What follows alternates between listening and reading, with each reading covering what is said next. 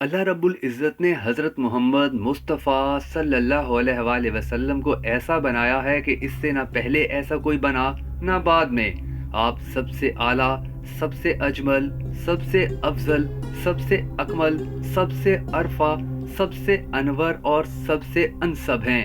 کائنات کے تمام خوبصورت کلمات مل کر بھی آپ صلی اللہ علیہ وآلہ وسلم کی شان کو بیان کرنے سے قاصر ہیں۔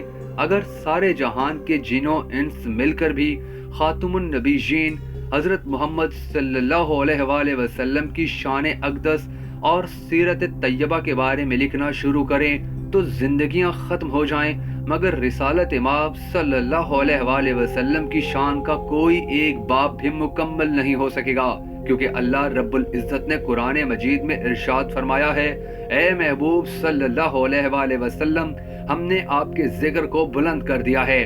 جس ہستی کا ذکر اللہ جیسی پاک ہستی بلند کرے، جس ہستی پر اللہ تعالیٰ کی ذات درود و سلام بھیجے، جس ہستی کا ذکر اللہ ساری آسمانی کتابوں میں کرے، جس ہستی کا چلنا پھرنا، اٹھنا بیٹھنا، سونا جاگنا، کروٹ بدلنا، کھانا پینا مومنین کے لیے باعث نجات، باعث شفا، باعث رحمت، باعث ثواب، باعث حکمت، باعث دانائی ہو، اور اللہ رب العزت کی ذات نے آپ صلی اللہ علیہ وآلہ وسلم کی ذات کبریہ کو مومنین کے لیے باعث شفاعت بنا دیا ہو، تو اس ہستی کا مقام اللہ اور اللہ کا رسول ہی بہتر جان سکتے ہیں۔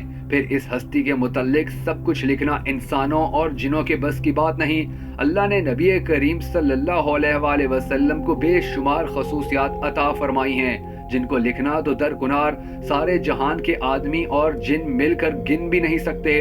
آپ صلی اللہ علیہ وآلہ وسلم کی ذات اقدس الفاظ اور ان کی تعبیرات سے بہت بلند و بالا تر ہے۔ آپ کائنات کا مجموعہ حسن ہیں۔ آپ کا قد نہ زیادہ لمبا تھا نہ پست، ماتھا کشادہ تھا، سر بہت خوبصورتی کے ساتھ بڑا تھا، آپ کے بال نیم گھنگریالے تھے، آپ کی بھویں گول خوبصورت تھیں، جہاں وہ ملتی ہیں وہاں بال نہ تھے بلکہ وہاں ایک رگ تھی جو کہ جلال میں پھڑکتی تھی۔ آنکھ مبارک کے بارے میں ہے کہ آپ کی آنکھیں لمبی، خوبصورت، سرخ ڈوروں سے مزین تھی، موٹی اور سیاہ سفید، ایسی کہ انتہائی سفید نظر آتی۔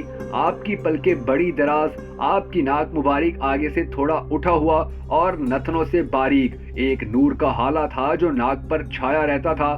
آپ کے ہونٹ انتہائی خوبصورت تراشیدہ، تھوڑے دہانے کی چوڑائی کے ساتھ دانت بڑے خوبصورت اور متوازی، اور ان میں کسی قسم کی کوئی بے ربطگی نہ تھی۔ انتہائی باہم مرطوب پہلے 4 دانتوں میں خلا تھا۔ جب آپ مسکراتے تو دانتوں سے نور نکلتا ہوا نظر آتا تھا۔